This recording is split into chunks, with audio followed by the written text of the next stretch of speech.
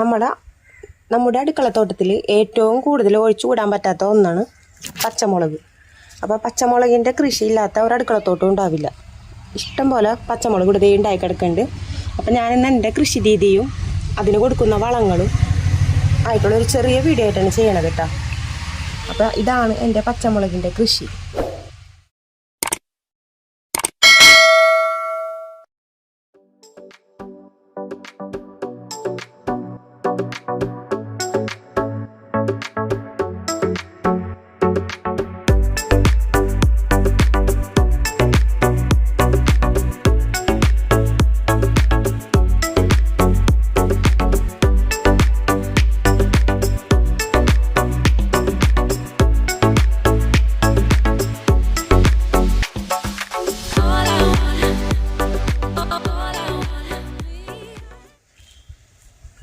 മാർക്കറ്റിൽ ഏറ്റവും കൂടുതൽ വിഷടിച്ച് വന്നതിൽ പെട്ടതാണ് പച്ചമുളക്, പുതിന, മല്ലിയില, വേപ്പില അങ്ങനെയുള്ള കാര്യങ്ങൾ. അപ്പോൾ അതുകൊണ്ട് തന്നെ നമ്മൾ കുറച്ച് പച്ചമുളക് തൈയെങ്കിലും നമ്മുടെ വീട്ടിൽ വെച്ച് വളർത്തണം. അപ്പോൾ അതിനായിട്ട് ഞാൻ കൊടുക്കുന്ന കാര്യങ്ങളാണ് ഇതിൽ പറയണത്. ഇതിൽ പ്രധാനമായും കണ്ടുവരുന്നതാണ് വെള്ളീച്ചയുടെ ശല്യം. പിന്നെ ഇത് വരുമ്പോഴത്തേനും മുരടിച്ച് പോവുക. അപ്പോൾ ഇത്രയായിട്ട് ഞാൻ വളർത്തിയിട്ട് ഇപ്പം എൻ്റെ പച്ചമുളക് തൈയിലൊന്നും അങ്ങനെ കുഴപ്പങ്ങൾ കാണില്ല. അപ്പം ഞാൻ അതിന് കൊടുക്കണമെന്ന് വെച്ചിട്ടുണ്ടെന്നുണ്ടെങ്കിൽ ഫസ്റ്റ് നമ്മൾ കൊടുക്കണം പോട്ടിംഗ് മിക്സ്. കുമ്മായിട്ട് ട്രീറ്റ് ചെയ്ത മണ്ണിൽ നമ്മൾ അടിവളമായിട്ട് കൊടുക്കുന്നത് ചാണകപ്പൊടി, വേപ്പും പിണ്ണാക്ക്, എല്ലുപൊടി ഇതൊക്കെ കൂടി മിക്സ് ചെയ്തിട്ട് നമ്മൾ തൈ നട്ട് പിടിപ്പിക്കും. തൈ നട്ട് പിടിപ്പിച്ചിട്ട് പിന്നെ നമ്മൾ അത് ഓരോ ആഴ്ച ജൈവവളമാണെന്നുണ്ടെങ്കിൽ നമ്മൾ ഘട്ടമായിട്ട് വളം ചെയ്തുകൊണ്ടിരിക്കണം.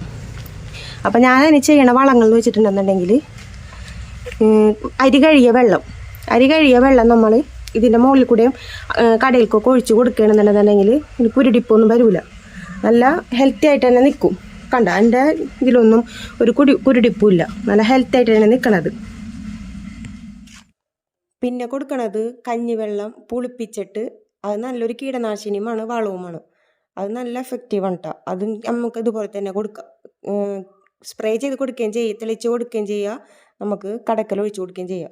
നമ്മൾ പച്ചമുളക് തൈ നട്ട് കുറച്ച് കഴിയുമ്പോൾ ഒന്ന് പൊന്തി വരുമ്പോൾ 3-4-5 ഇല പ്രായമാകുമ്പോൾ നമുക്ക് അതിൻ്റെ ഈ തലഭാഗം കട്ട് ചെയ്ത് കൊടുക്കണം. എന്നാലും ഇങ്ങനെ ബ്രാഞ്ചസുകൾ ആയിട്ട് പോരുള്ളൂ. ശിഖരങ്ങൾ ഇങ്ങനെ കൂടുതലുണ്ടാവും. അപ്പോൾ അതിൽ കൂടുതൽ പച്ചമുളകുകൾ കായ്ക്കാനായിട്ട് തുടങ്ങും. ഇപ്പോൾ ഒരു ഉദാഹരണത്തിന് ഇതിൽ കാണുന്ന ഒരു തൈ കണ്ട, ഈ തൈ ഇങ്ങനെ നേരെ സ്ട്രെയിറ്റ് ആയിട്ടാണ് പോയേക്കണത്. ഒരു കൊമ്പോ ചില്ലയോ ഒന്നും ഇല്ലാണ്ട് സ്ട്രെയിറ്റ് ആയിട്ട് നിൽക്കുകയാണ്. അപ്പോൾ അതുകൊണ്ട് നമുക്ക് കാര്യമില്ല.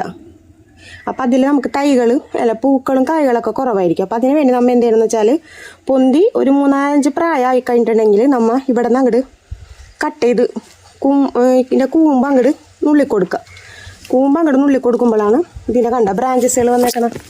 ഈ ബ്രാഞ്ചസുകൾ ഇങ്ങനെ ഇതിൽ നിന്ന് ഇങ്ങനെ ബ്രാഞ്ചസുകൾ ഇങ്ങനെ കയറുള്ളൂ മുകളിലേക്ക്. അപ്പോൾ അതിൽ നമുക്ക് ഇഷ്ടം പോലെ പൂക്കളും ഉണ്ടാവും, കായകളും ഉണ്ടാവും. അഥവാ ഇങ്ങനെ പോവുകയാണെന്നുണ്ടെങ്കിൽ ഇത് കണ്ട ഇതിങ്ങനെ ഒറ്റ തൈയായിട്ട് നിൽക്കും. അതിൽ നമുക്കധികം പൂക്കളും കായ്കളും ഒന്നും ഉണ്ടാവില്ല, വെറുതെ ഇങ്ങനെ നിൽക്കും. അപ്പം അതുകൊണ്ട് എല്ലാവരും ഫസ്റ്റായിട്ട് നമ്മത് ഒരു 3-5-6 ഇല ആകുമ്പോഴത്തേനും അത് നമ്മത് കട്ട് ചെയ്ത് ഇങ്ങനെ തുഞ്ച് കട്ട് ചെയ്ത്. പിന്നെ ഇവിടെ ഇറങ്ങണോടത്ത് തന്നെയാണ് ഈ വെച്ചേക്കണത്. എൻ്റെ അടുക്കളുടെ ബാക്കിൽ പടികളുടെ അടുത്ത് തന്നെയാണ് വെച്ചേക്കണത്. ഇങ്ങനെ വെക്കുമ്പോൾ എന്ന് വെച്ചിട്ടുണ്ടെങ്കിൽ നമുക്ക് അരി കഴുകിയ വെള്ളം, മീൻ കഴുകിയ വെള്ളം, എല്ലാ വേസ്റ്റും നമുക്ക് കൊണ്ട് വേഗം ഒഴിക്കാൻ പറ്റും. അപ്പം ഞാനത് കണക്കാക്കിയാണ് ഈ കൊണ്ടുവച്ചേക്കണത് കേട്ടോ. പിന്നെ നമ്മൾ മുളകും തൈകൾ വെക്കുമ്പോൾ ഇപ്പം ഞാൻ വെച്ചേക്കണമെന്ന് വെച്ചിട്ടെങ്കിൽ എനിക്ക് സ്ഥലം ബാക്കിൽ കുറവായതിൻ്റെ പേരിൽ അടുപ്പിച്ചിട്ട് വെച്ചേക്കണത്. അപ്പോൾ അത് ഒരു സെക്ഷനിൽ തന്നെ ഒരു 5-10 കടകളായിട്ട് ഇങ്ങനെ നിൽക്കണം. അപ്പം ഇങ്ങനെയല്ല കേട്ടോ കുറച്ച് വെക്കേണ്ടത്. കുറച്ചും കൂടി ഗ്യാപ്പ് ഇട്ട് വെക്കണമെന്നുണ്ടെങ്കിൽ അതിന് വായു സഞ്ചാരം കൂടുതൽ കിട്ടും. ഇപ്പം ഞാനിവിടെ വേസ്റ്റായ ചെടിച്ചട്ടിയിലൊക്കെ വെച്ചിട്ടുണ്ട്. ഗ്രോ ബാഗിൽ വെക്കണമെന്നുണ്ടെങ്കിലും എന്തെങ്കിലും വെക്കണമെന്നുണ്ടെങ്കിലും നമ്മൾ ഗ്യാപ്പ് ഇട്ട് നിർത്തണം. അപ്പം അവർക്ക് വായു സഞ്ചാരം കിട്ടി അവരിക്കൊന്നത് വളരാനുള്ള സൗകര്യം കൂടുതൽ കിട്ടും. എന്നുവെച്ചാൽ ശിഖരങ്ങളും ഇതൊക്കെ വരുമ്പോൾ അവർക്ക് നന്നായിട്ട് വളരാൻ പറ്റും. ഇപ്പം ഞാനിവിടെ നട്ടേക്കണയിൽ ഗ്യാപ്പ് കുറവാണ്. എന്നാലും എനിക്ക് നല്ലോണം പച്ചമുളക് ഉണ്ടാവുന്നുണ്ട്. ഞാൻ പൊട്ടിച്ച് വെക്കില്ല, ആവശ്യത്തിന് വന്ന് പൊട്ടിക്കുകയാണ് ചെയ്യുക കേട്ടോ. എന്നാലും എനിക്ക് ഇഷ്ടം പോലെ പച്ചമുളക് ഇവിടെ ഉണ്ടാവുന്നുണ്ട്. അപ്പോൾ ആ കാര്യം ഒന്ന് പ്രത്യേകം ശ്രദ്ധിക്കണം. വെച്ചാൽ അകലം നമുക്ക് ഇത്തിരി കൊടുക്കണം. പിന്നെ ഞാൻ ചെയ്തേക്കെന്ന് വെച്ചിട്ടുണ്ടെന്നുണ്ടെങ്കിൽ ഈ ചെണ്ടുമല്ലികൾ ഓരോ സ്ഥലങ്ങളിൽ പല പേരാണ്. ചെണ്ടുമല്ലി എന്ന് പറയും, ചെട്ടിച്ചി എന്ന് പറയും, കണ്ട ഇങ്ങനെ ഈ പൂവുകൾ ഇങ്ങനെ വെക്കുന്നുണ്ടെങ്കിൽ കീടങ്ങൾ നമ്മളെ ചെടിയെ ആക്രമിക്കില്ല കേട്ടോ. അതിലാകർഷമായിട്ട് അതിൽ പോയിക്കോളും. അപ്പോൾ അതുകൊണ്ട് ഞാനിങ്ങനെ കുറച്ച് എൻ്റെ കൃഷിത്തോട്ടത്തിൽ ഇങ്ങനെ വെച്ച് പിടിപ്പിച്ചിട്ടുണ്ട്.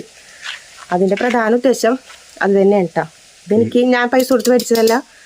മറ്റേ ബസ്സുകളെയൊക്കെ ഇങ്ങനെ ഉണങ്ങുമ്പോൾ അത് പുറത്ത് കളയൂലേ, പാലത്തുമ്മലും റോഡ് സൈഡിലൊക്കെ കിടക്കണ്ടാവും. അത് വറക്കി കൊണ്ടുവന്ന് പാവി മുളപ്പിച്ചതാണ്.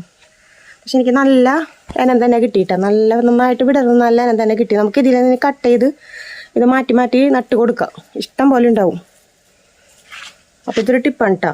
ഇങ്ങനെ ചെടികൾ വെച്ച് പിടിപ്പിക്കുകയാണെന്നുണ്ടെന്നുണ്ടെങ്കിൽ നമ്മളെ മുളകും തൈയിലായാലും ഇപ്പോൾ തക്കാളി തൈയൊക്കെ നടുമ്പോൾ മസ്റ്റായിട്ട് നമുക്കത് ചെയ്യണം. അപ്പോൾ കീടങ്ങളുടെ ആക്രമണം കുറയും. കണ്ടോ പലതരത്തിലുള്ള ഇതായിട്ട് ഇവിടെ എൻ്റെ കൃഷിസ്ഥലത്ത് നട്ടിട്ടുണ്ട്.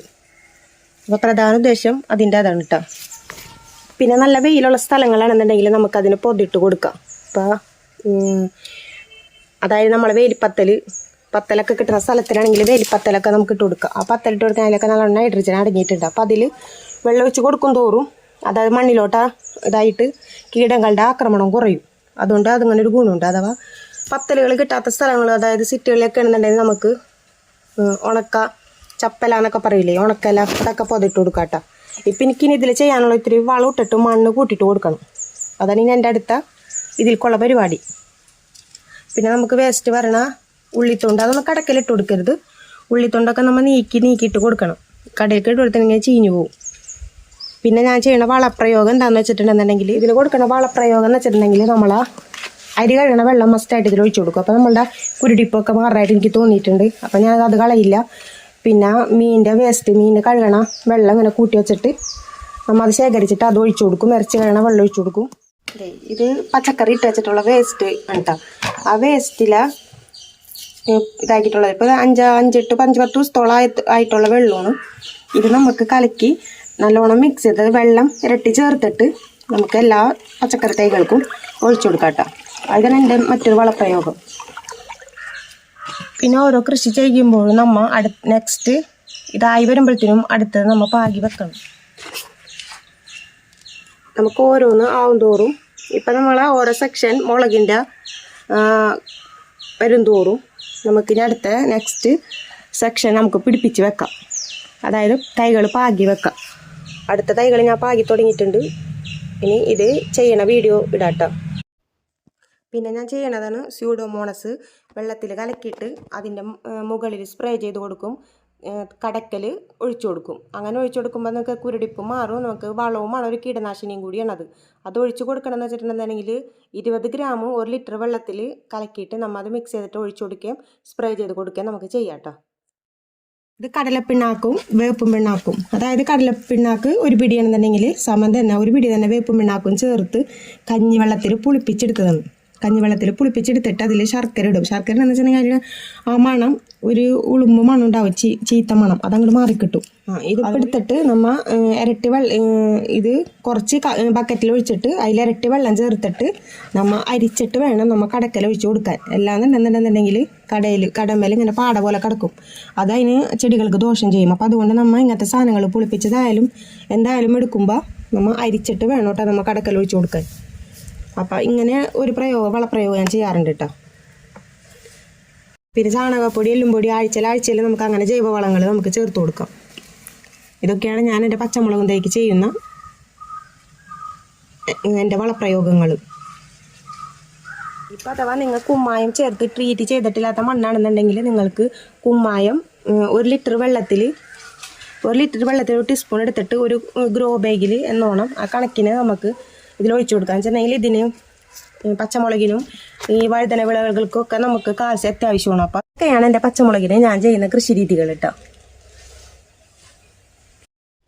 ആദ്യമായിട്ടാണ് വീഡിയോ കാണുന്നതെങ്കിൽ സബ്സ്ക്രൈബ് ചെയ്യാനും സപ്പോർട്ട് ചെയ്യാനും മറക്കരുത്. ഓരോ കാറ്റഗറിയിലുള്ള വീഡിയോസ് സെപ്പറേറ്റ് ചെയ്ത് ഡിസ്ക്രിപ്ഷനിൽ ആഡ് ചെയ്തിട്ടുണ്ട്. താല്പര്യമുള്ളവർ അത് കയറി കാണുക. നിങ്ങളുടെ വിലയേറിയ അഭിപ്രായങ്ങളും നിർദ്ദേശങ്ങളും കമൻറ്റ് രൂപേണ അറിയിക്കുക.